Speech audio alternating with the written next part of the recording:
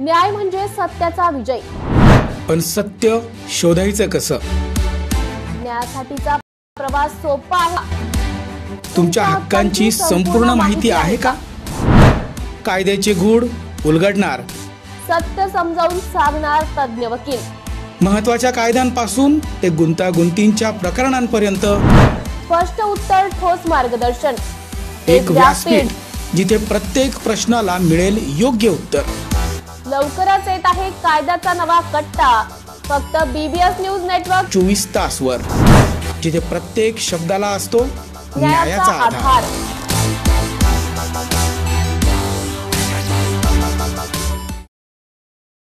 नवरा बायकोचे मनोमिलन श्री गोपी व सौ सायली गिलबिले यांचे नाशिक येथील कालिदास कला मंदिर मध्ये कार्यशाळा संपन्न.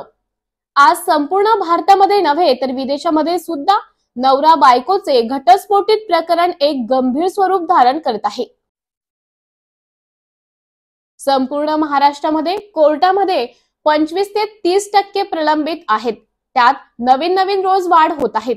यात प्रामुख्याने पती पत्नी मधील गैरसमज, सुसंवाद नसणे तसेच दोन्ही परिवारातील कौटुंबियांमध्ये कौटुंबिक जिव्हाळा नसणे यामुळे दोन्ही कुटुंबातील विवाह प्रसंगी छोट्या मोठ्या कारणास्तव किंवा इतर मध्यस्थी नातेकांच्या पसरवलेल्या समज, गैरसमज, आतून आलेली कटुता यामुळे नवरा बायको मध्ये तेथेसाठी दोन्ही कुटुंब पुढाकार घेत नाहीत आणि त्यांना दिलेले स्वातंत्र्यामुळे अनिष्ट परिणाम, नकारात्मक विचारसरणी व अति स्वातंत्र्यामुळे एकमेकांच्या चुकीच्या परिणामाची किंवा सवयीचा परिणाम त्यांच्या वैवाहिक जीवनावर पडतो. त्यात मोबाईल व टीव्हीवरील कौटुंबिक सिरियल तसेच कामाच्या ठिकाणी व निवासाच्या ठिकाणी वेगवेगळ्या स्तरातील लोक, व्यक्ती, प्रामुख्याने गरिबी व श्रीमंती यावरून मतभेद निर्माण होतात. त्यातून विभक्त होण्याचा मार्ग निर्माण होतो. यासाठी कुठल्याही प्रकारची विद्यापीठ किंवा ट्रेनिंग सेंटर नसल्यामुळे अशा दाम्पत्यांसाठी आजच्या युगात गोपी गिलबिले सरांच्या मार्फत कार्यशाळा घेणे किती गरजेचे आहे हे दिसून येते आणि हीच काळाची गरज आहे. यामुळे लाखो घटस्फोटित पती पत्नीला एकत्र येण्याचा मार्ग सापडेल व त्यांचे मनोमिलन होईल. निश्चितच संसाराचा मार्ग सापडेल. त्यांनी या वेळेस एक अनमोल संदेश दिला. मोबाईल, टीव्ही, सिरियल पासून तसेच आपल्या नवऱ्याच्या आवडीनिवडी खानपानकडे विशेष लक्ष द्यावे. तसेच नवऱ्याने आपल्या बायकोच्या छोट्या मोठ्या आनंदाकडेही, आवडीनिवडीकडेही लक्ष द्यावे व एकमेकाला समजून घ्यावे. आपापसातील मतभेद व गैरसमज दूर करावेत. कान व डोळ्यांचे अंतर समजून विश्वास ठेवावा. तसेच आपल्या आई, वडील, बहीण, भाऊ दोन्ही परिवारातील जिव्हाळा असावा. हे कुटुंब आपल्याला घट्ट बांधून ठेवू शकतात. आनंद ॲग्रोचे अध्यक्ष उद्धव आहेर, वैशाली आहेर, श्रीधर व्यवहारे, श्री व सौ गोपी व सायली जादूगर, सरकार कार्यकारी संपादक हेमंत अलोणे, कार्मिक विभागाचे राजेंद्र पवार, जळगाव, सुभाष गोळेसर, मॅनेजर जळगाव, HR चे रोशन गुंजाळ, विश्वजित आहेर, विश्वनाथ साठे, सदाशिव भदाणे, अमोल पाटील, गौरव शेवाळे, नितीन पवार, सुमित्रा सोनवणे, देव, श्री भाग्यश्री आहेर, अश्विनी सोनवणे, रुपाली माळी, ललिता जाधव, भारतीय जाधव, श्वेता वाघ, श्वेता पाटील तसेच सेवानिवृत्त अधिकारी आदी मोठ्या संख्येने उपस्थित होते. या कार्यक्रमाप्रसंगी कालिदास कला मंदिर मध्ये BBS न्यूज नेटवर्कचे संचालक व नाशिक संपादक भरत गोसावी यांनी सदर कार्यक्रमाचे जास्तीत जास्त प्रचार केला जाईल व महिला पुरुषांना सकारात्मक ऊर्जा निर्माण करण्यासाठी व जगण्यासाठी एक नवीन मार्ग निर्माणासाठी निश्चितच योगदान दिले जाईल असे सांगितले.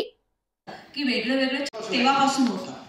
रामदास स्वामी जेव्हा भोल्यावर पळाले त्यावेळेला आता बघा भोल्यावर एवढं सगळं म्हणजे लग्नाचा मंडप झालाय, भोल्यावर आले आणि अशा अवस्थेमध्ये सावधान म्हटल्यानंतर एकटी जर व्यक्ती पळून गेली तर त्या बायकोनं काय करायचं किंवा त्या पत्नीने काय करायचं?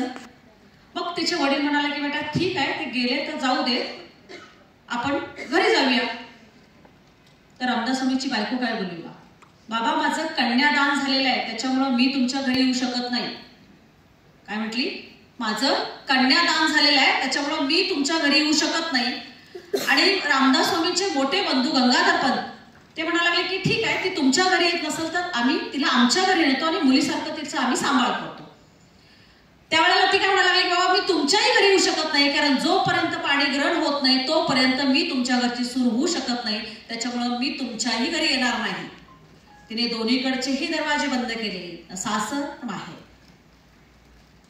बराच काळ तिचा असा गेला. रामदास स्वामी पूर्ण, तुम्हाला माहिती आहे बाकीचा इतिहास मी सांगत नाही, मला फक्त एवढंच सांगायचं की स्त्री सक्षमीकरण काय असतं.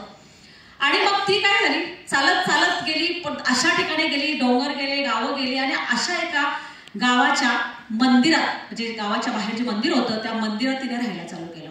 आणि तिथे तिने काय केलं, मंदिरातला आश्रय का घेतला तिने, की मंदिरात राहिल्यामुळे मला सुरक्षितता मिळाली, म्हणजे तिच्याकडे कोणी वाईट नजरेनं बघणार नाही, म्हणून तिने मंदिराचा आश्रय घेतला. आणि मंदिरामध्ये जो नैवेद्य द्यायचा त्याच्यावर तिचं म्हणजे तिचा उपभोजन व्हायला लागलं, म्हणून ती मंदिरात राहायला लागली. मग इथे राहून ती काय करायची, एक तर देवपूजा करायची, आणि जी मुलं, ती गावातली मुलं जी खेळायला येत होती त्या मुलांना काय करायची ती, जसं सरांनी सांगितलं की वेगळे वेगळे छोटे छोटे तिला खेळाच्या माध्यमातून प्रशिक्षित करायचं.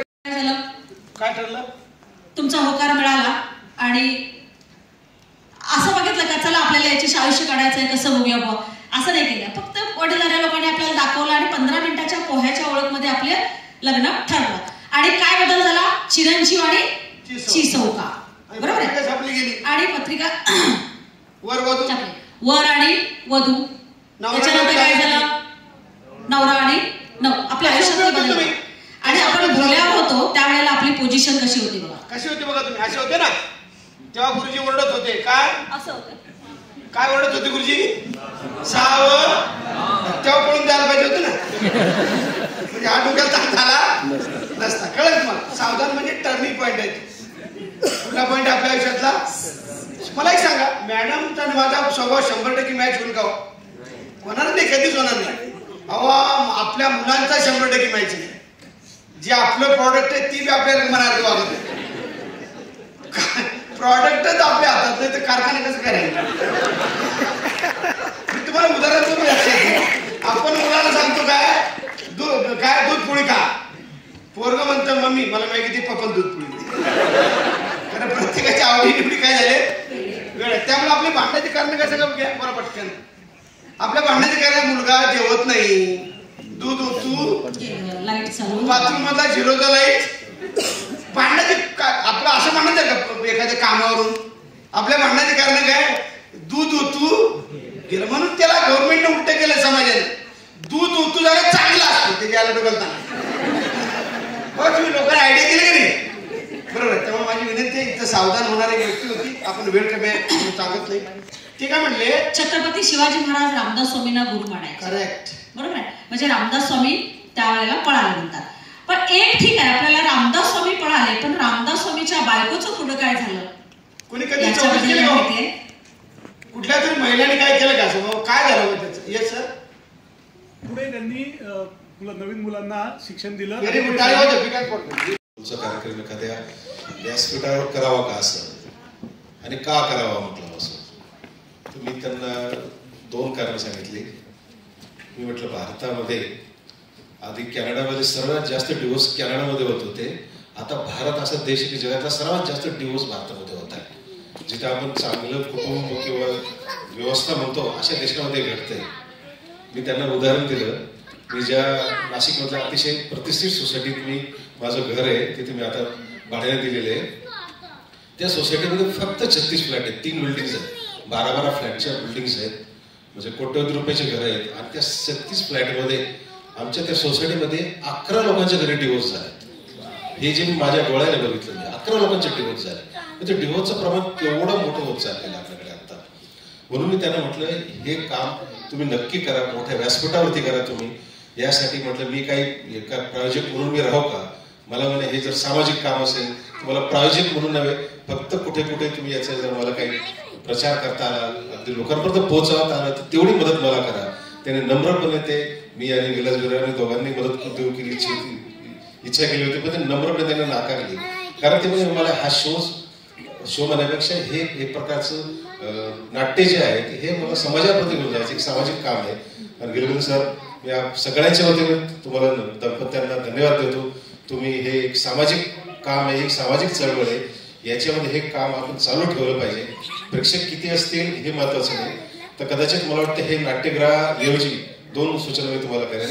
आपण जे हे वर्कशॉप स्वरूपात जर करू शकलो, नवरा बायकोंना खास म्हणजे बोलवून ग्रुपने वर्कशॉप करू शकलो. पूर्वी आपण वर्कशॉप स्वरूपात केलेले, तर त्याचा प्रतिसाद कदाचित चांगला असेल आणि खूप चांगला मेसेज जाईल.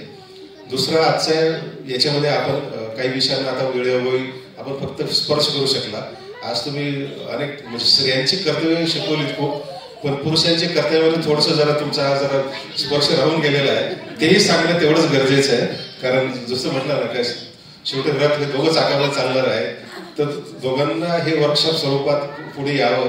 आणि किंवा एखाद्या नाट्य स्वरूपात जर आपण काय करू शकलो, जसं तुम्ही व्हिडिओ क्लिप्समध्ये करू केलं, हे जर काही नाट्य स्वरूपात अजून काही पात्र याच्यात ऍड करू शकलात आणि असं काही रंगू शकलात तर नक्कीच याची गरज आहे. याची ही किती सुपर हिट होईल हा भाग वेगळा आहे, पण समाजाला गरज आहे याची. आणि हे खूप चांगल्या विषयाला तुम्ही हात घातलेला आहे. मी सगळ्या नाशिककरांच्या वतीने सगळ्यांच्या वतीने आपल्याला धन्यवाद देतो, शुभेच्छा देतो. दर आठवड्याला की एक दिवस ठरवून तो आपण दाखवू शकतो की जो हा नकारात्मक प्रचार होत आहे, ज्या आज नवीन युवकांमध्ये न्यूनगंड तयार होत आहे, तो दूर करण्यासाठी नक्कीच चांगला उपयोग होऊ शकतो. आणि सरांनी मला असं संधी द्यावी अशी मी आपल्या सगळ्यांकडून विनंती करतो. आणि सगळ्यांना मान्य राहील का? धन्यवाद. पूर्वी एकत्र कुटुंब पद्धती होती आणि आईवडील लग्न ठरवत होते. आणि मग ही आई-वडिलांनी लग्न ठरल्यामुळे ही लग्न व्हायची कशी की अगदी गावातल्या गावात, नातेवाईकांमध्ये, आजूबाजूच्या शहरात, आजूबाजूच्या खेड्यात, एकाच जिल्ह्यात. मग ही अशी लग्न झाल्यामुळे काय व्हायचं की दोन्हीकडची आर्थिक परिस्थिती माहिती असायची, त्याच्याकडचं दोन्हीकडचे स्वभाव माहिती असायचे, आवडीनिवडी माहिती असायचे, कुळकुळाचार माहिती असायचे. आणि ही लग्न अगदी कमी वयात व्हायची, म्हणजे कुठल्याही प्रकारचं शिक्षण नसायचं तरी ही लग्न 100% टिकत होती. म्हणजे नवऱ्याला बायकोनं सोडून दिलं किंवा घटस्फोट चाललाय, त्यांच्या पोटात चक्रा चालू आहेत, असं कधी ऐकायला मिळालं का? नाही मिळालं. म्हणजे फार मागे न जाता ना, अगदी 5-50 वर्षापूर्वी, म्हणजे माझ्यापेक्षा पुढचं जनरेशन आपण म्हणूया, तर यांचं ही 100% लग्न टिकली. आणि आता हा जो मी आकडा सांगितला असं व्हायला लागलाय. मग शिक्षण पद्धती वाढायला लागली तर ऍक्च्युली हे प्रमाण कमी व्हायला पाहिजे होतं ना. जर शिक्षण वाढते, आपण सुज्ञ होतोय, आपण सुशिक्षित होतोय, शिक्षित होतोय, तर मग हे प्रमाण कमी व्हायला पाहिजे. पण ऍक्च्युली हे प्रमाण दिवसेंदिवस वाढायलाच लागले. म्हणून गव्हर्नमेंटने खोज काढला. व्यवहार सरांना माहिती आहे क्वालिटी ऑफ लाईफ इंडस्ट्रीमध्ये प्रकार शिकवला जातो. म्हणून गव्हर्नमेंटने एक केलं की क्वालिटी ऑफ लाईफ म्हणून हे कंपल्सरी कंपन्यांमध्ये आम्ही हे समाधान म्हटलं. मी माझं सांगतो, मी 4-4 सीट बघायला महिन्याला पगार कमी होता, पण काय होतं समाधान जास्त होतं. नावेडेस काय झालं बोला सगळ्यांनी, पैसा बऱ्यापैकी या लागलाय, समाधान. कारण प्रत्येकाचं म्हणणं काय, आम्हाला पगार काय होत नाही, पैसा काय होत नाही, पुरत नाही. कारण का तुम्ही हे बघत नाही की पैसा का उरत नाही. कारण अवास्तव खर्च केलेल्या लग्नामुळे काय लागलं माहिती तुम्हाला. मी तुम्हाला काही गावांची नावं सांगतो सर. त्या गावामध्ये लोक जमीन विकतायत आणि मुला आणि मुलीच्या लग्नावर काय करतायत, अनावश्यक खर्च. इतका अनावश्यक खर्च केला आणि त्याला म्हटलं का खर्च कमी करा. हा कार्यक्रम करण्यापूर्वी मी वैशाली मॅडम, नायर मॅडम भेटायला गेलो होतो. मॅडम पण होत्या. मॅडम बोलल्या की सर कित्येक लोक इतका खर्च करतात का की त्यांनी मोठं लग्न केलं, मला अजून त्याच्यापेक्षा मोठं करायचं. ही काय लागली स्पर्धा लागल्या. या स्पर्धेमध्ये जर टिकायचं असेल तर माझी विनंती आहे तुम्हाला की आपल्या उत्पन्नानुसार खर्च करा.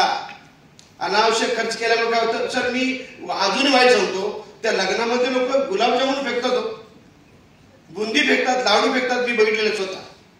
आणि आम्ही कंपनीत लिहितो अन्न हे पूर्ण ब्रह्म. ते डायलॉग बघा लोकांची भारी असतात.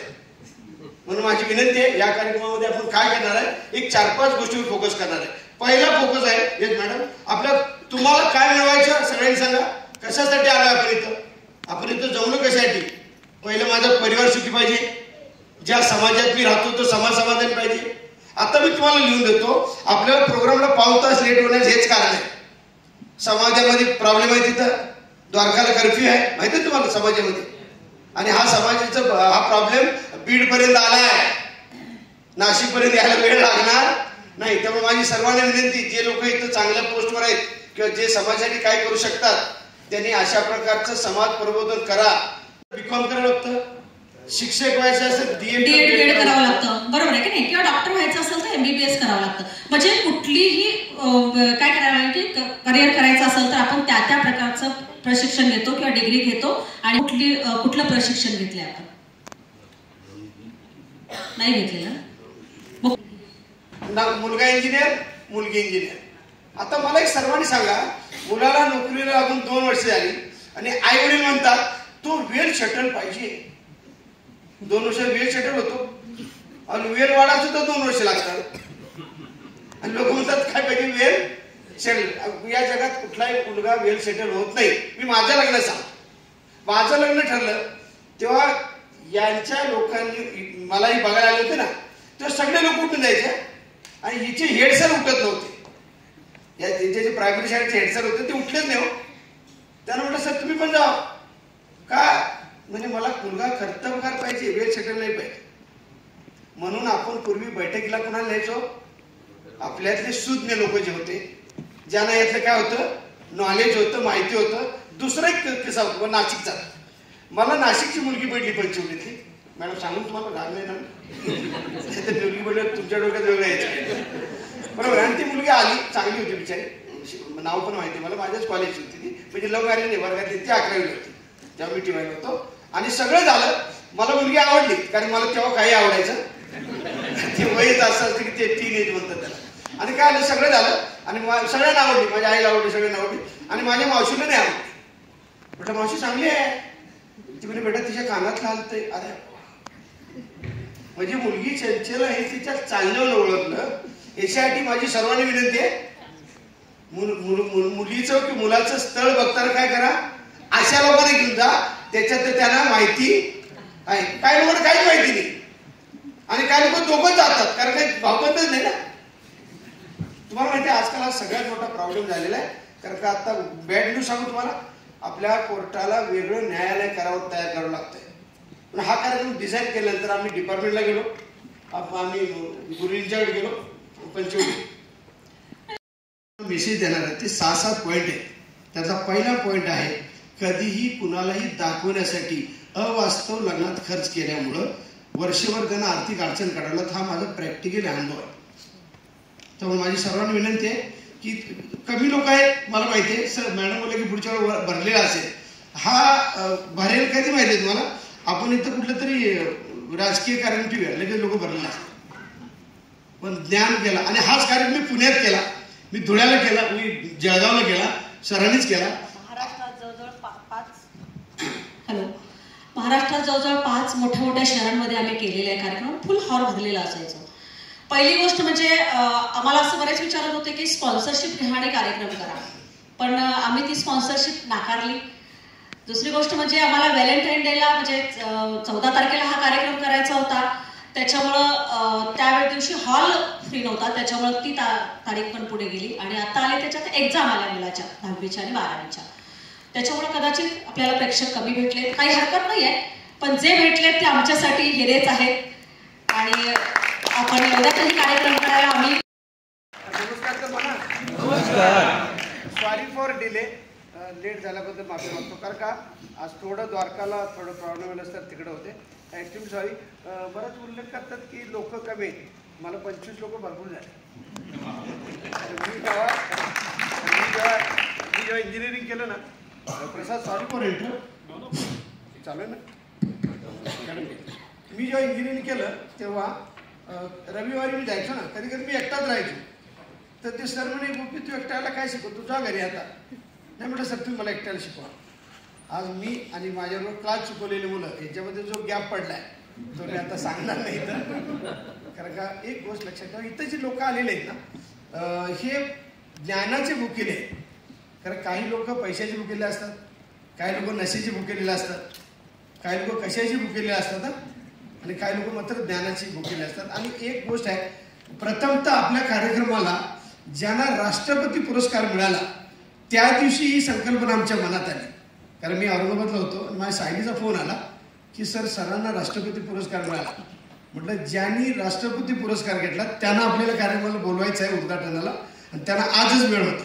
कारण एस्टरडे ही म्हणजे कालच्या फ्लाईटने ते आले. आपलं सौभाग्य आहे, सर्वांनी जरा सणासाठी जोरात कार्यक्रमाची पैसा सगळं मी तुम्हाला खात्री देतो. तुमच्या जर कोणी जांभई जर दिली ना तरी. आणि ते करता करता की यांच्या कामामध्ये कशी इम्प्रूव्हमेंट होईल आपल्या स्टाफच्या, तर त्याच्यासाठी घरातलं वातावरण एक सशक्त सुदृढ असावं. तर याच्यासाठी एक घरकुल प्रोग्राम आम्ही करतो म्हणे मॅडम, तर तुमच्या स्टाफसाठी तुम्ही करा. आणि त्यावेळेस केला होता, तर बरेच वर्ष झाले तरी. आणि मग त्यानंतर मी माझ्या फ्रेंड सर्कलसाठी एक्सप्रेसिंगला केला होता. तर खूप लोकांनी ॲप्रिशिएट केलं होतं. आणि मला अपेक्षा होती की कालिदास बहुतेक भरेल, पण अशा कार्यक्रमासाठी वेळ कमी काढतात. आणि एक आहे की सुट्टी नाही आज, तो पण एक इफेक्ट आहे. पण मला विशेष आनंद होतोय की बऱ्यापैकी मी सांगितलेले सगळे उपस्थित आहेत. घरकुल ह्या नावातच एक अर्थ आहे, घर कसं कुल ठेवता येईल, पती पत्नीचं नातं कसं सशक्त सुदृढ बनवता येईल. आणि प्रत्येकजण शिक्षित असतं, पण एक प्रशिक्षणाची प्रत्येकाला गरज असते, मला, दुसऱ्यांना, सगळ्यांना. तर मला असं वाटतं की याचा एकदम चांगला पॉझिटिव्ह विचार जर केला तर आपलं लाईफ अतिशय सुंदर छान होईल असं मला वाटतं. आणि जे कपल आलेत तर मी त्यांना विशेष ॲप्रिशिएट करेल की दरवेळेस नवऱ्याने म्हटलं की आपल्याला इथे तिथे जायचंय, बायको बिचारी पटकन तयार होते, पण बायकोने कधी म्हटलं तर नवरा तेवढा वेळ नाही काढत असं मला जाणवतं. ज्यांनी खेचून आणलंय ना त्यांना मी ॲप्रिशिएट करते. मला असं वाटतं की पती पत्नी म्हणजे तुमच्या संसाराची दोन चाकं, दोघं चाकं सेम चालले तर तुमचा संसाराचा गाडा छान चालतो. कधी माघार घेणं आयुष्यात आणि ॲडजस्टमेंट करणं ह्या दोन गोष्टी जर तुम्ही आत्मसात केलं ना तर तुमचं लाईफ कुठल्याही नात्यात एकदम चांगलं होईल असं मला वाटतं.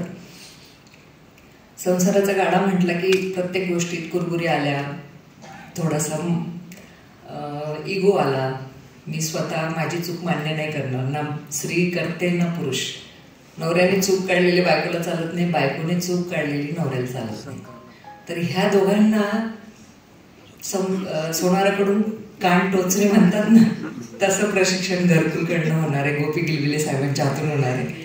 आणि मला असं वाटतं की तुमच्या आयुष्यात पण छोटे मोठे वाईट चांगले प्रसंग येतात, तुम्ही एकमेकांच्या पाठीशी उभे राहतात. प्रत्येक यशस्वी पुरुषाच्या मागे स्त्री असते, तसंच प्रत्येक स्त्री तिला जर मोटिवेट करणारा पुरुष असला ना त्या घरात, त्या घराचा प्रोग्रेस खूप वेगळा असतो. आणि कौटुंबिक तुमचं जर आनंदी वातावरण असेल ना, तो इफेक्ट पुरुषाचा बाहेरच्या कामावर होतो आणि स्त्रीचा घरातल्या वातावरणावर होतो. म्हणजे हा बॅलन्स होतो. तर हा बॅलन्स कोणी करायचा असतं? दोघांनी मिळून करायचा असतो. तर कधीही ना तू मागे ना मी मागे, ना मी पुढे ना तू पुढे, दोघं बरोबरीने चालले पाहिजे हीच मी अपेक्षा बाळगते. आणि तुम्ही सगळ्यांनी ह्या प्रोग्राममधनं छान संदेश घेऊन जावं आणि पुढच्या वेळेस पूर्ण हॉल भरलेला असावा गिलबिले साहेबांचा, असं मी अपेक्षा करते. मी थांबते. गोपी गिलबिले सर, वहिनी, माझे दोन्ही सहकारी अधिकारी आणि इथे जवळ सर्व बंधू भगिनी, तुम्हाला वाटलं असेल की नवरा बायकोच्या सुसंवादामध्ये पोलिसाचं काय रोल आहे, तर मी एकाच वाक्यात सांगतो, ह्यांनी काम चांगलं केलं आणि त्यांचा चांगला परिणाम झाला तर आमचं काम कमी होणार आहे. त्यामुळे यांनी खूप चांगलं प्रशिक्षण, मार्गदर्शन, विचार द्यावे. तुम्ही खूप चांगलं आकलन करावं आणि जेणेकरून एक सुसंस्कृत, सशक्त, सुशील समाज घडेल आणि मग आमच्या सगळ्यांचं काम कमी होईल, आमचा ताण कमी होईल. मी गोपी गिलबिले आणि वहिनींना गेले जवळजवळ 10 वर्षापासून ओळखतो. अशाच एका कार्यक्रमाच्या अनुषंगाने त्यांचा परिचय झाला आणि मी अगदी नम्रपणे सांगतो की मी ज्या ज्या ठिकाणी सर्व्हिस केली, जळगाव असेल, अहमदनगर असेल, ठाणे असेल, येऊन आता नाशिकला आल्यानंतर सुद्धा मी आमच्या अधिकारी अंमलदार बांधवांच्या आणि त्यांच्या कुटुंबियासाठी हा कार्यक्रम ठेवला होता आणि त्याचा निश्चितच सकारात्मक परिणाम झाला आहे. त्यामुळे त्याचा आपल्यालाही निश्चित फायदा होईल. हा कार्यक्रम एकदा पाहून किंवा एकदा ऐकून चालणार नाही, तो अनेक वेळा ऐकावा, पाहावा आणि दररोज त्याचं आकलन करावं, त्याचं मनन करावं, त्याचं चिंतन करावं आणि त्याचा फायदा घ्यायचा प्रयत्न करावा, असं माझं आपल्याला नम्रपणे सांगणं आहे. तिसरा मुद्दा, इंग्लिशमध्ये असं म्हणतात की you can take horse to the water but you cannot make him drink. आपण फक्त घोड्याला पाणी पण देऊ शकतो, पाणी प्यायचं की नाही घोड्याचं सगळं असतं. डॉक्टरकडे पेशंट जातो, डॉक्टर त्याचं काम करतो, पण पेशंटने औषध घ्यायची की नाही, पथ्य पाळायची की नाही, लाईफस्टाईलमध्ये फरक करायचा की नाही हे त्याच्यात ठरवायचं असतं. त्याला डॉक्टरचा दोषी उपयोग नाही. असे सगळे चांगले कार्यक्रम असतात बरेच वेळा आपण जातो, आपण ऐकतो, भारावून जातो, पण त्याचा असर काही वेळात निघून जातो आणि परत नंतर एरिया माझ्या मार्ग असं सुरू होतं. तर ह्याच्यातून आपण जरी 10% जरी या कार्यक्रमातून या विचारातून घेऊ शकलो तर निश्चितपणे आपला कुटुंब, कारण शेवटी समाज, देश आणि विश्व म्हटलं तर पहिल्यांदा कुटुंब हे मूळ घटक आहे. कुटुंब आपलं चांगलं झालं तर गाव चांगलं, समाज चांगलं झाल्यानंतर सगळं चांगलं होत राहील. तर आपलं कुटुंब सशक्त बनवण्यासाठी याचा निश्चितच फायदा होईल असं मला प्राधान्यपणे वाटतं. वास्तविक अशा चांगल्या कार्यक्रमाला म्हणजे काही वर्षापूर्वी म्हणजे आमच्या लहानपणी असे जर काही कार्यक्रम होतात असं कोणी सांगितलं असतं तर वेळात काढलं असतं. अरे नवरा त्याचं पटतं, भांडतात, एकत्र येतात, चालतं, ते काय त्यात नवीन असं काही नाही. परंतु आता ही गरज आहे आपल्याला, कारण पूर्वी आपली एकत्र कुटुंब पद्धती होती आणि आता ज्या प्रकारे आपलं कुटुंब छोटी होत चाललेली आहे आणि ज्या प्रकारे दुर्दैवानं कम्युनिकेशन गॅप पडत चालला आहे, त्यामुळे अशा कार्यक्रमाची खूप गरज आहे. अशा कार्यक्रमात वास्तविक अशा अतिशय चांगल्या एका गंभीर परंतु गहन विषयावरच्या दर्दी कार्यक्रमाला गर्दी जास्त असणं अपेक्षित होतं, गर्दी खूप कमी आहे. पण मला खात्री की तुम्हाला कार्यक्रम निश्चित आवडेल. त्या दर्दी कार्यक्रमात गर्दी जरी कमी असली तरी आपण हा विचार आणि हा विषय घेऊन आपण आपल्या शेजाऱ्यांना सांगाल, आपल्या कुटुंबियांना सांगाल आणि याचा आत्मसात करून आपल्या लाईफस्टाईलमध्ये त्याचा फरक केला तर निश्चितच फायदा होईल. हा मी आपल्याला अगदी नम्रपणे प्राधान्याने सांगू इच्छितो. मला या ठिकाणी बोलवलं त्याबद्दल मी आभार मानतो. थोडासा लेट झालो त्यामध्ये दिलगिरी व्यक्त होतो आणि माझे 2 शब्द संपवतो. धन्यवाद.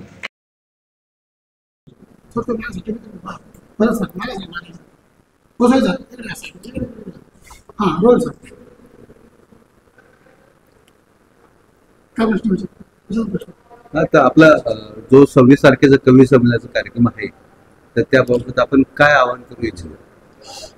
भारतीय जनता पार्टी बुद्धिजीवी प्रकोष्ठतर्फे नाशिक शाखेतर्फे आपण भारतरत्न माजी पंतप्रधान अटल बिहारी वाजपेयी यांच्या स्मरणार्थ काव्य संमेलन महाशिवरात्रीच्या दिवशी म्हणजे बुधवारी 26 फेब्रुवारीला 4:30 वाजता कुसुमाग्रज प्रतिष्ठान विद्या विकास सर्कल सागर स्वीटच्या समोर आपण विशाखा हॉलमध्ये आयोजित केलेलं आहे.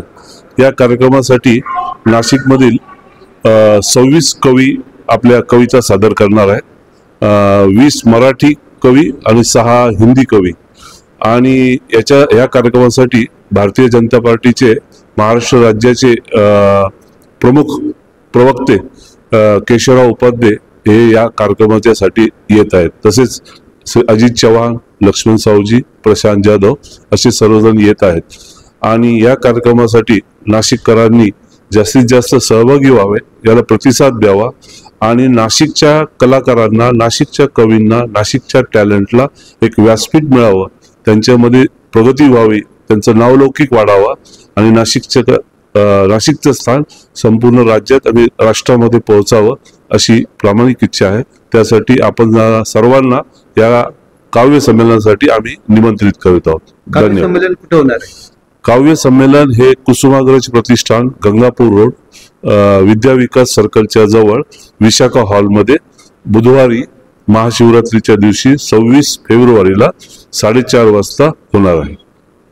Shankar Education Societies, Dr. Gujjar Subhash High School, English Medium, Hindi Medium, Junior College of Commerce and Science, Devlali Camp 422401. Admissions open, nursery to 10th for English and Hindi Medium, 11th and 12th Commerce and Science. We the Subhashites guide the students from ABCD to great achievements.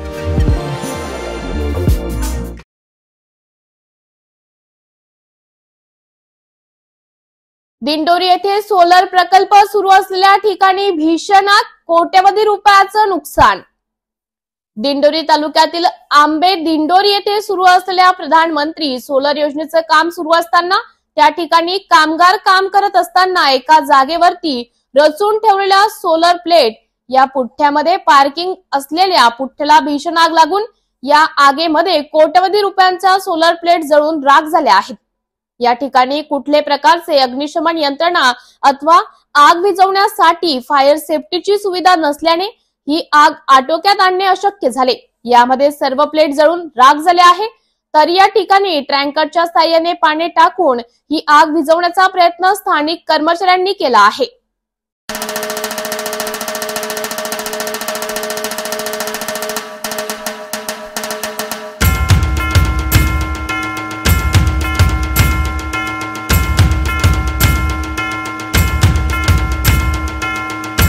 हार्दिक शुभेच्छा. BBS news चॅनलचे संचालक आणि संपादक Shri Satish Rupwate sir आपल्या 25 ते 28 वर्षांच्या अथक परिश्रमानं आणि अपार अनुभवानं पत्रकारितेच्या जगतात नवा आयाम निर्माण केलाय. आपली दूरदृष्टी, निडर भूमिका आणि सृजनशील कार्यशैली या क्षेत्रात प्रेरणादायी ठरत आहे. आपल्या नेतृत्वाखाली BBS न्यूज चॅनल यशाच्या शिखरावर पोहोचो आणि नवे विक्रम प्रस्थापित करो, हीच मनपूर्वक शुभेच्छा. श्री सतीश रुपवते सर आपल्याला वाढदिवसाच्या मनपूर्वक शुभेच्छा. शुभेच्छुक संचालक श्री भरत गोसावी, श्री केशव गोसावी, श्री बंटी आढाव,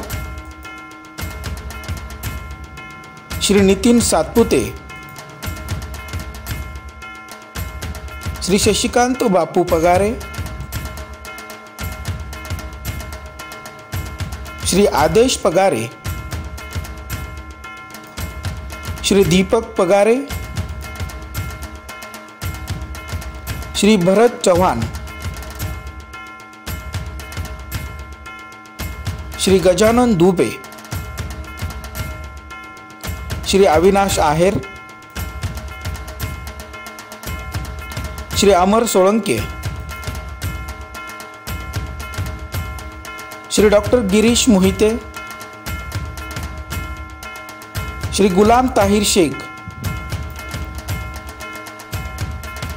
श्री हरिभाऊ सोनवणे, श्री प्रकाश धुर्वे आणि श्री मुर्तुजा काचवाला.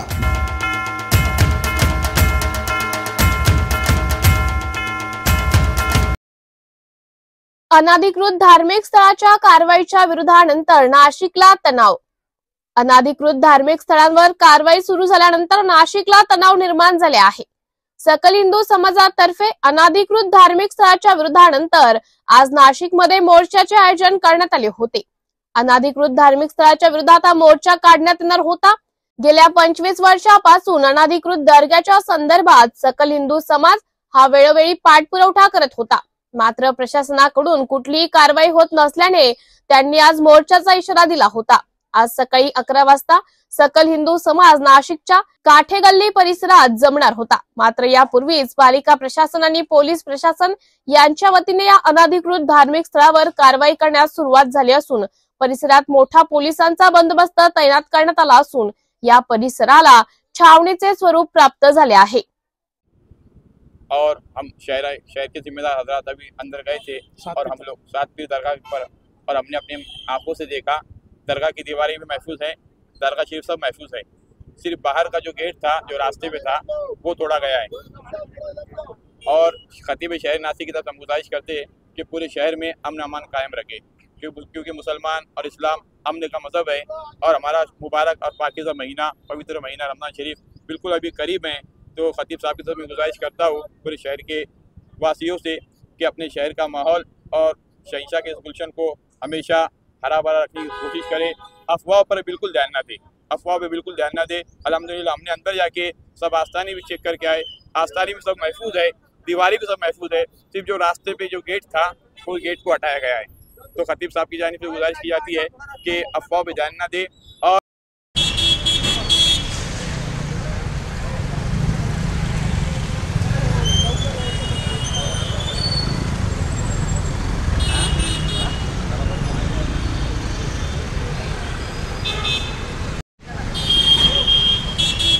दर्ग्याचा वाद सुरू होता.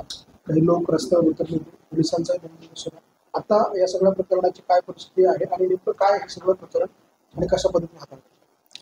मागील काही दिवसांपासून नाशिक शहरामध्ये एका धार्मिक स्थळाच्या काही अतिक्रमणाबाबत काही मेसेजेस सर्क्युलेट झालेले होते सोशल मीडियावर आणि त्याच्यामध्ये नाशिक महानगरपालिकेच्या विरुद्ध आंदोलन करणार अशा प्रकारचा मजकूर होता.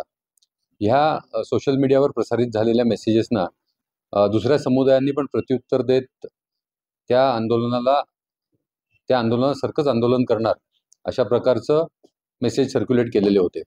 तरी नाशिक पोलिसांनी आज सकाळी 4 वाजल्यापासून पूर्ण शहरामध्ये आमचे सर्व जे अधिकारी अंमलदार 3000 अधिकारी अंमलदार व 3 SRPFच्या कंपन्या ह्या आम्ही तैनात केलेल्या होत्या.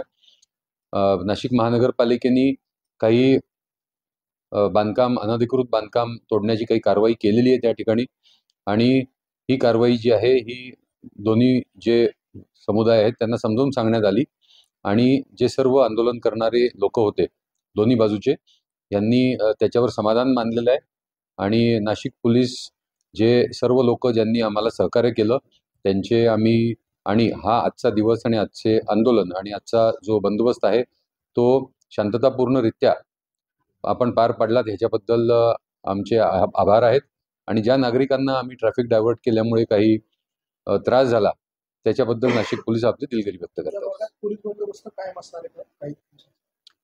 या भागामध्ये काही दिवसासाठी पोलीस बंदोबस्त कंटिन्यू ठेवण्यात येईल. सर, या आंदोलनावेळी काही आंदोलकांना आपण ताब्यात घेतलेलं होतं, तर त्यांच्यावर काही कारवाई करणार आहात की समोर त्यांना काही प्रिव्हेंटिव्ह ॲक्शन्स आम्ही कालपासून घेतलेल्या होत्या आणि काही लोक जे आंदोलनासाठी जमलेले होते त्यांनाही आम्ही ताब्यात घेतलेलं आहे. आम्ही जुना 144 आणि नवीन 163 खाली ऑर्डर्स की जमावबंदी होऊ नये याच्यासाठी आम्ही ऑर्डर पारित केलेल्या होत्या आणि ही जी लोक ताब्यात घेतलेली आहेत तर त्यांचा प्रत्येकाचा काय रोल आहे त्याप्रमाणे त्यांना समज द्यायची की त्यांच्यावर कारवाई करायची ह्याचे निर्णय घेण्यात येतील. ते मदार सुद्धा अनधिकृत आहेत ते पण पाडा अशी मागणी होती, नंतर काय झालं आणि त्यांना काय आश्वासन प्रशासन करण्यात येणार? कॉर्पोरेशनचे जे कमिशनर आहेत नाशिक महानगरपालिकेचे कमिशनर यांनी या संदर्भात सर्व जी कागदपत्र आहेत ती पडताळून लिगल ओपिनियन घेऊन पुढची कारवाई करण्यात येईल अशा प्रकारचं आश्वासन आणि अशा प्रकारची भूमिका घेतलेली आहे.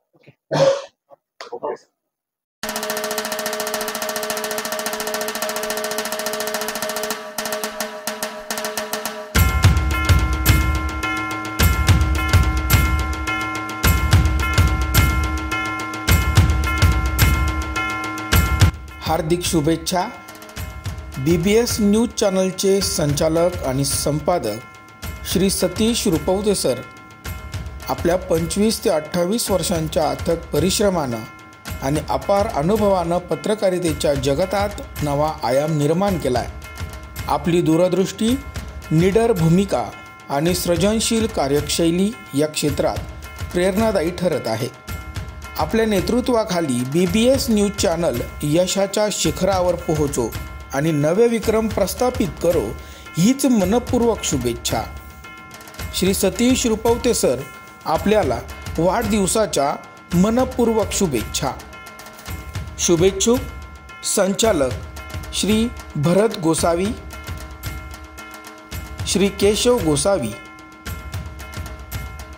श्री बंटी आढाव, श्री नितीन सातपुते, श्री शशिकांत बापू पगारे, श्री आदेश पगारे, श्री दीपक पगारे, श्री भरत चव्हाण, श्री गजानन दुबे, श्री अविनाश आहेर, श्री अमर सोळंके,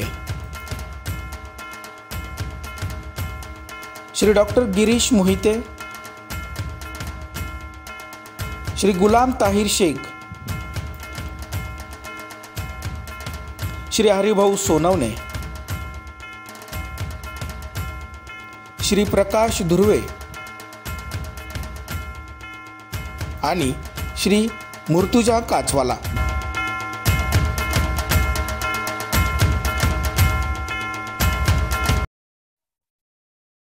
कर वसुलीसाठी मनपाची अनोखी शक्कल, कर बाकी धारकांच्या घरासमोर वाजवले ढोल ताशे. धुळे शहरातील मालमत्ता कर धारकांकडे तब्बल 100 कोटी रुपयांची कर थकबाकी असल्याने आता धुळे मनपा प्रशासनाने कठोर पावले उचलण्यास सुरुवात केली आहे. गेल्या 2 ते 3 महिन्यापासून करबाकी धारकांकडे वारंवार पाठपुरावा करून नोटिसा देऊन देखील करधारक मनपा प्रशासनाला कुठल्याही प्रकारची दाद देत नसल्यामुळे आज अखेर नाइलाजास्तव मनपा कर विभागाने करधारकांच्या घरासमोर जाऊन ढोल ताशे वाजवून कर वसुलीचा मार्ग अवलंबला आहे. धुळे शहरातील नेहरू नगर परिसरामध्ये असलेल्या तर करबाकी धारकाकडे गेल्या 10 वर्षापासून तब्बल 2 लाखाहून अधिक बाकी असल्यामुळे मला प्रशासनाने त्यांना वारंवार नोटीस देऊन देखील या करदाताने मनपाला कुठल्याही प्रकारचा कर भरला नसल्यामुळे आज अखेर आयुक्तांच्या आदेशाने या करधारकाच्या घराबाहेर मनपा प्रशासनाच्या कर विभागाने ढोलताशा पथकांसह येऊन ढोलताशा वाजवून त्याच्या असलेल्या दुकान सील केला आहे. त्यामुळे आता धुळे शहरातील करधारकांनी आपल्यावर अशी कारवाई होऊ नये, त्यामुळे लवकरात लवकर धुळे मनपा प्रशासनाच्या कर विभागाकडे जाऊन आपली बाकी भरावी असं आवाहन मनपा प्रशासनाच्या वतीने करण्यात येत आहे. सुरू आहे आणि आज काय केलं आहे आपण? माझं नाव रवी किरण प्रकाश पाटकरी. माझ्यासोबत आहेत मधुकर निखुंबे जे मालमत्ता कर अधीक्षक आहेत. माननीय आयुक्त साहेब यांचे आदेश आहेत आम्हाला की लोक जर आता घरपट्टी भरतच नसतील, आम्ही यांना नोटिसा दिलेल्या आहेत, वारंवार सांगितलेलं आहे की तुम्ही घरपट्टी भरा, पाणीपट्टी भरा, पण असे बरेचसे थकबाकीदार आहेत जे 10 वर्ष झाले 15 वर्ष झाले त्यांच्याकडे थकबाकी पेंडिंग आहे. तसंच आज देवपूर गल्ली नंबर 10 येथे आले असतात गुजराती म्हणून आहे, आपलं मारवाडी खंडेलवाल म्हणून आहेत, तर त्यांच्याकडे आमचे 2,74,000 थकबाकी बाकी आहे. मागच्या 10 वर्षापासूनची थकबाकी बाकी आहे, त्यांनी भरली नाही. आज त्यांच्या सगळ्या दुकानं आम्ही सील केलेले आहे, त्यांच्या घरासमोर ढोल वाजवलेला आहे आणि आम्ही सगळ्या धुळेकर जनतेला आवाहन करतो, अशी नामुष्की तुमच्यावर येऊ देऊ नका. आम्हाला काय हौस नाही आहे, पण अशी नामुष्की तुमच्यावर येऊ देऊ नका. प्रशासनाला वसुली करणं आवश्यक आहे. माननीय आयुक्त तथा प्रशासक महोदयांचे आदेश आहे, जे जे थकबाकी भरणार नाही आम्ही त्यांच्या घरी जाणार, दिवसभर थांबणार, ढोल वाजवणार आणि वसुली करणार. धन्यवाद. ओके.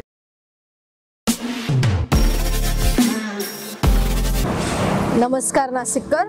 आज आपण आहोत ललित रुंठा ग्रुप यांच्या रुंठा फ्लोरेन्झा या प्रोजेक्टला. तर हा प्रोजेक्ट आहे प्रीमियम लोकेशनला, म्हणजेच गोविंद नगर जवळ. या प्रोजेक्टमध्ये आपण 20हून अशा लक्झरियस ॲम्युनिटीज दिलेल्या आहेत, जसे की वॉकिंग ट्रॅक, मल्टीपर्पज हॉल आणि यासारख्या भरपूर अशा युनिक ॲम्युनिटीज. चला तर मग बघूया आपण आपला सॅम्पल फ्लॅट. तर हा आहे आपला प्रशस्त असा लिव्हिंग रूम आणि याला आपण सुंदर अशी बाल्कनी दिलेली आहे. हा आहे आपला डायनिंग टेबल. तर हा आहे आपला किचन एरिया आणि आपण इथे किचन चॉपिंग काउंटर वेगळं दिलेलं आहे. इथे आपण दिलेले आहेत किचन ट्रॉलीज आणि स्टोरेजसाठी आपण इकडे कॅबिनेट्स पण दिलेले आहे आणि प्लस आपण इथे युटिलिटी एरिया पण दिलेला आहे. हा आहे आपला चिल्ड्रन बेडरूम आणि याचं वैशिष्ट्य म्हणजे इथे आपण फोल्डेबल असा बेड दिलेला आहे. इथे आपण दिलेला आहे कॉमन वॉशरूम, ज्याला अटॅच आपण मिरर सुद्धा दिलेला. हा आहे आपला मास्टर बेडरूम आणि ज्याला आपण अटॅच टॉयलेट आणि वॉशरूम दिलेला आहे. मग नाशिककर, कसा वाटला तुम्हाला आमचं सॅम्पल फ्लॅट? तुम्ही पण येताय ना आमचं सॅम्पल फ्लॅट बघायला?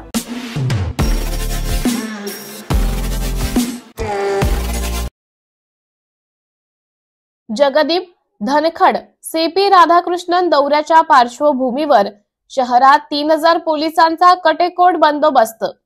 छत्रपती संभाजीनगर उपराष्ट्रपती जगदीश धनखड व राज्यपाल सीपी राधाकृष्णन यांच्या दौऱ्याच्या पार्श्वभूमीवर शहरात 3000 पोलिसांचा कडेकोट बंदोबस्त करण्यात आला आहे. शहर पोलिसांसह बाहेरून 12 वरिष्ठ अधिकारी बंदोबस्तासाठी शहरात दाखल झाले आहेत.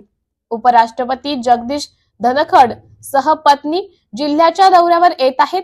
दुपारी 1:30 वाजता त्यांचे आगमन होईल. त्यानंतर ते हेलिकॉप्टरने वेरूळकडे प्रस्थान करतील. दुपारी 3 वाजता डॉक्टर बाबासाहेब आंबेडकर मराठवाडा विद्यापीठाच्या 65व्या पदवी प्रदान समारंभास उपस्थित राहून 4:30 वाजता एसबी महाविद्यालयात संविधान जागृती कार्यक्रमास उपस्थित राहतील.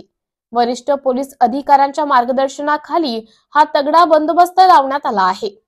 ह्या बंदोबस्ताबद्दल माहिती पाहिजे का? काय सांगाल सर, सध्या उपराष्ट्रपती आणि राज्यपाल शहरात येत आहेत, काय सांगाल त्यांच्या बंदोबस्त संदर्भात, किती पोलीस कर्मचारी आणि कसं बंदोबस्त? नमस्कार, मी ACP शिंदे, भारताचे माननीय उपराष्ट्रपती त्या आज आपल्या छत्रपती संभाजीनगरमध्ये विविध कार्यक्रमासाठी व्हिजिट करत आहेत. त्यापैकीच एक कार्यक्रम इथे SB कॉलेजला संविधान जागरचा जो कार्यक्रम आहे येथे पण व्हिजिट करणार आहेत. तर येथे सर्व शहरामधले जे वेगवेगळे कार्यक्रम आहेत त्या ठिकाणी अतिशय चोख आणि तगडा बंदोबस्त लावण्यात आलेला आहे. SB कॉलेज येथे 1 DCP, 3 ACP, 10 PI, 30 PSI API आणि जवळजवळ 250 पोलीस कर्मचारी यांचा बंदोबस्त लावण्यात आलेला आहे. Shankar Education Societies, Dr. Kuchar Subhash High School, English Medium, Hindi Medium, Junior College of Commerce and Science, Devlali Camp 422-401. Admissions open, nursery to 10th, for English and Hindi Medium, 11th and 12th Commerce and Science. We the Subhashites guide the students from ABCD to great achievements. डोंबिवलीतील परीक्षेच्या काळात cricket मॅचमुळे विद्यार्थ्यांना त्रास. एकीकडे 10वी आणि 12वीच्या परीक्षा सुरू असतानाच डोंबिवलीमध्ये ग्रीन स्कूल शाळेच्या ठिकाणी 10वी आणि 12वीच्या विद्यार्थ्यांचे केंद्र आलेले आहे. या केंद्राच्या बाजूला असलेल्या डॉक्टर प्रयुभाकर राव स्पोर्ट्स अकॅडमीच्या क्रीडांगणावर मॅचच्या समालोचनासाठी लावलेल्या ध्वनिक्षेपकामुळे ग्रीन स्कूल मध्ये परीक्षेसाठी आलेल्या 10वी आणि 12वीच्या विद्यार्थ्यांना परीक्षेदरम्यान पेपर लिहिताना त्रास होत असून पालक आणि विद्यार्थ्यांमध्ये नाराजी व्यक्त करत संतापाचं वातावरण आहे. विद्यार्थी व पालकांचा हा संताप पाहता आज या शाळेच्या मुख्याध्यापकांनी पोलिसांना तक्रार केली. यावर पोलिसांनी तात्काळ कारवाई करत ध्वनिक्षेपक बंद करण्यास भाग पाडले. मात्र तरी देखील मैदानावर सुरू असलेल्या क्रिकेट खेळाडूंच्या आरडाओरडामुळे विद्यार्थ्यांना एकाग्रता साधण्यात अडचण येत असल्याने विद्यार्थी आणि पालकांमध्ये संतापाचे वातावरण असून मुलांच्या परीक्षेच्या वेळी ही मैदानी पूर्णपणे बंद करण्यात यावी अशी मागणी पालक वर्गाकडून केली जात आहे. ख्याति पटेल, प्रिंस इंग्लिश स्कूल, मेरा बोर्ड्स का एग्जाम का सेंटर है.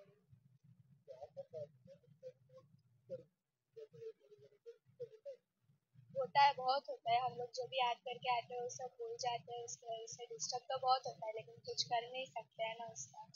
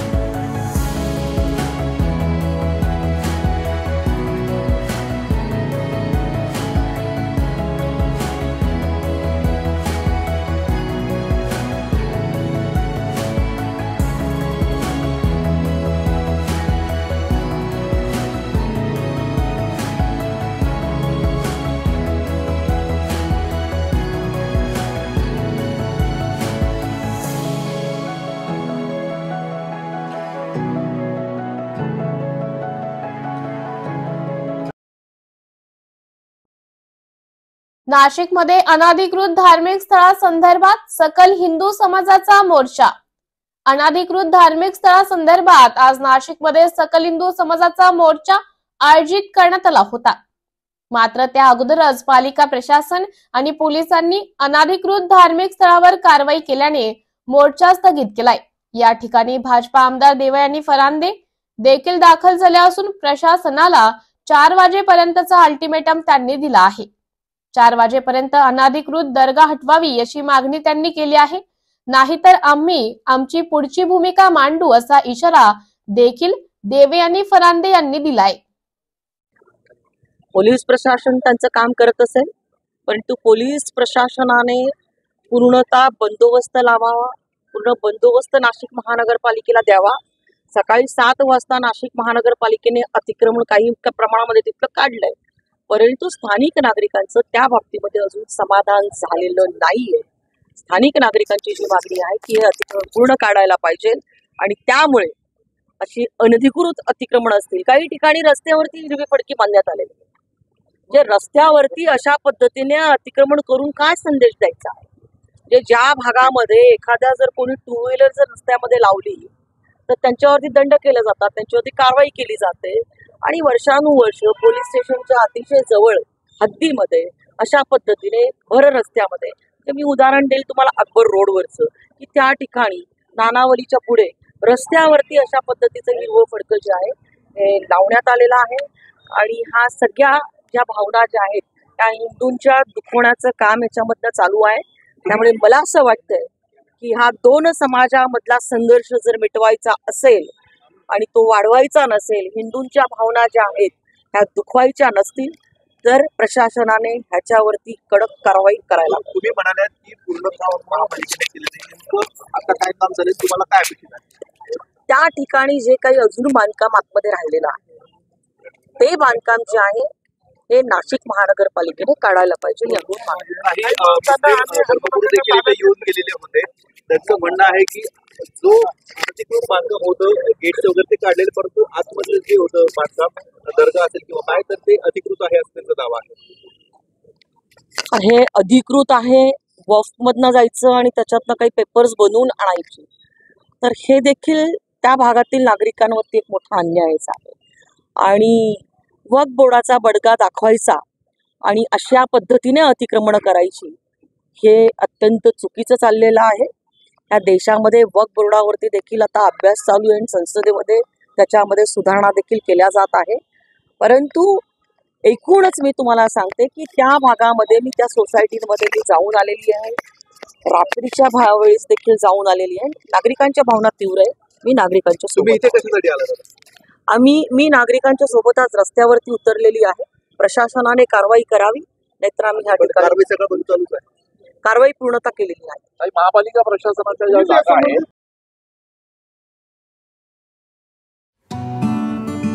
BBS न्यूज या राज्यस्तरावरील 24 तास चॅनलसाठी खालील पदावर काम करणाऱ्या उत्साही, अनुभवी आणि शिकाऊ व्यक्तींची आवश्यकता आहे. तसेच राज्यात सर्वत्र जिल्हावार प्रतिनिधी, कॅमेरामन,